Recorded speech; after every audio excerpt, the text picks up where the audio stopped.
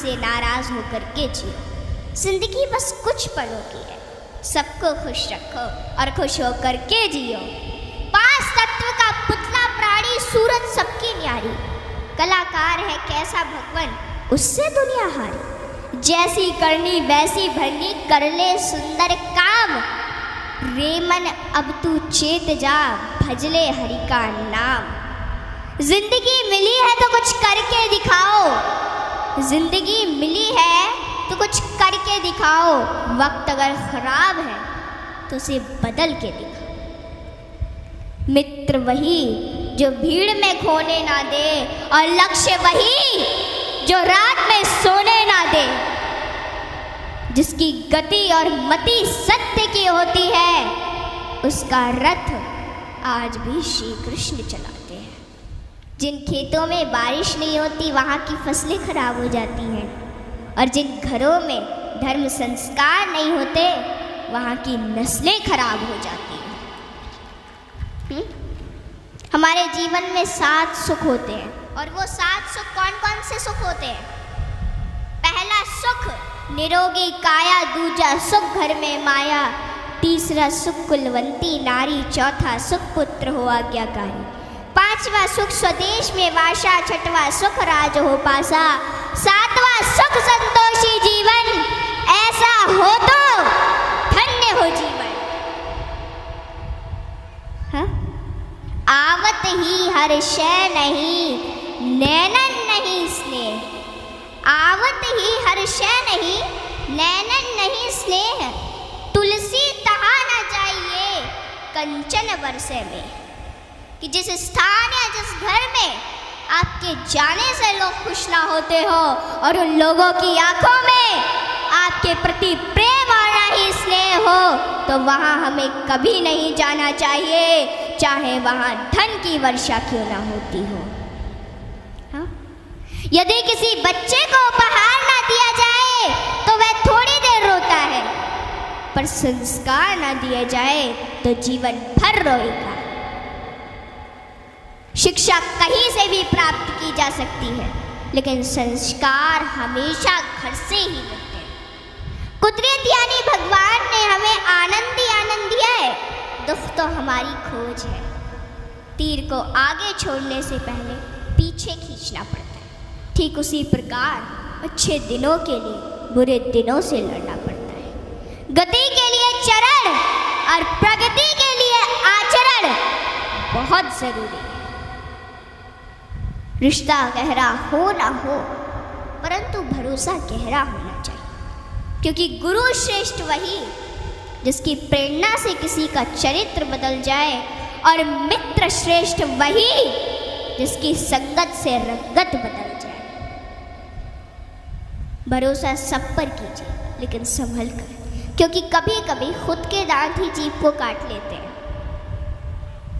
इत्र मित्र चित्र और चरित्र किसी की पहचान के मोहताज नहीं, यह चारों तो अपना परिचय स्वयं देते हैं।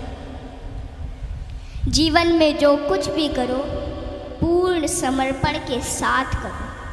प्रेम करो तो मीरा की तरह, भक्ति करो तो हनुमान की तरह, प्रतीक्षा करो तो शबरी की तरह, शिष्य बनो तो अर्जुन के समान, और मित्र बनो तो स्वयं कृष्ण के समान।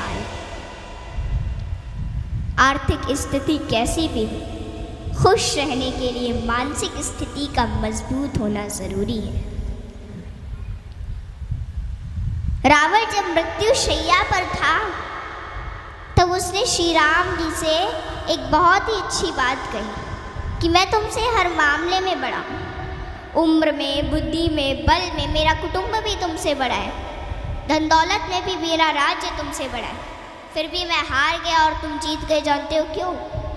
क्योंकि तुम्हारा भाई तुम्हारे साथ था और मेरा भाई मेरे खिलाफ था। इसलिए सज्जनों, सदैव साथ रहिए, क्योंकि जब प्रेम बटा तो लिख गई रामायण, और जब संपत्ति बटी तो लिख गई महाभारत। हाँ?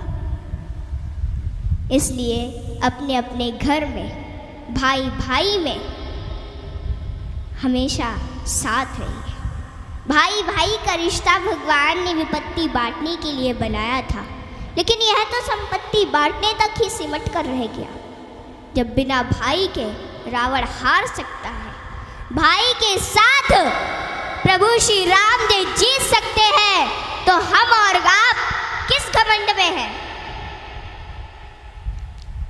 दुनिया में अमीर रोता है, गरीब रोता है, परंतु जो हनुमान जी का जयकारा लगाता है वो चैन की नींद सोता है, वो चैन की नींद सोता है। सज्जनों, हनुमान जी एक ऐसे देवता है जिनको यह वरदान प्राप्त है कि जो हनुमान जी की शरण में आएगा उसका कलयुग कुछ नहीं बिगाड़ पाएगा। जिन भक्तों ने पूर्ण भाव व निष्ठा से हनुमान जी की भक्ति की है, उनके संकटों को हनुमान जी ने दूर किया, उनके कष्टों को हनुमान जी स्वयं हर लेते हैं। हनुमान जी के भक्तों को जीवन में कभी भी परिस्थितियों का सामना नहीं करना पड़ता है। सज्जनों, आज मैं आपको हनुमान जी के कुछ ऐसे प्रसंग बताती हूँ। नंबर 1, रामचरितमानस में हनुमान जी को महावीर कहा गया है। वीर शब्द तो बहुतों के लिए प्रयोग में लाया गया, जैसे भीष्म, भीम, मेघनाद, रावण इत्यादि, परंतु महावीर शब्द मात्र हनुमान जी के लिए प्रयोग में लाया गया है। सज्जनों, रामचरितमानस के अनुसार वीर वो है जो 5 लक्षण से परिपूर्ण, विद्यावीर, धर्मवीर, दानवीर, कर्मवीर और बलवीर। परंतु महावीर वो है जिसने 5 लक्षण के वीर को अपने वश में कर रखा, और राम जी में ये 5 लक्षण थे और हनुमान जी ने अपने वश में कर रखा था। कहते हैं ना कि भगत के वश में है भगवान, और हनुमान जी तो श्री राम जी की परम भक्त है। और रामचरितमानस की यह चौपाई इसे सिद्ध करती है कि सुमिर पवन सुत पावन नामू, अपने बस करी राखे राम। रामचरितमानस में हनुमान जी को महावीर बजरंगी भी कहा गया है। इंद्र के ऐरावत हाथी में 10,000 हाथियों का बल होता है।